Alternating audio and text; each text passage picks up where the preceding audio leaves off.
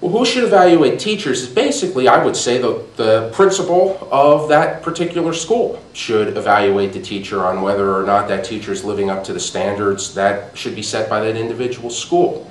I'm very much for giving principals and teachers more control of their own schools and kind of backing off the power of a central office, backing off the power of a superintendent, or even backing off the power of a school board.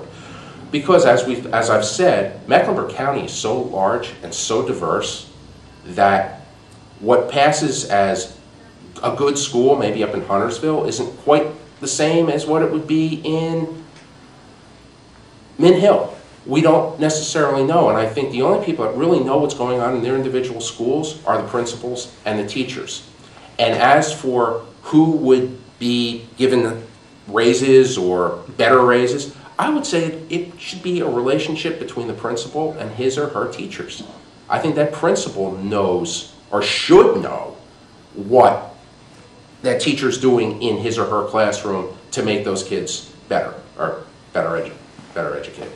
So right now the teachers are paid on a state pay scale, and that scale includes things like longevity and advanced degrees, national board certification.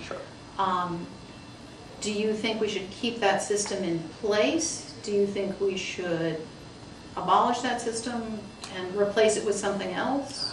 I think we should take a look at it. I think it's a pretty decent system what we currently have. Obviously, teachers should be paid more for the amount of time they're in the classroom, as long as they're effective and if they have advanced degrees. Obviously, even in my line of work, you get paid more if you have an advanced degree.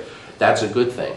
Now, maybe we should look at differences in steps, how much somebody would get a raise based upon a year, how effective they were based upon what their principal's recommendation.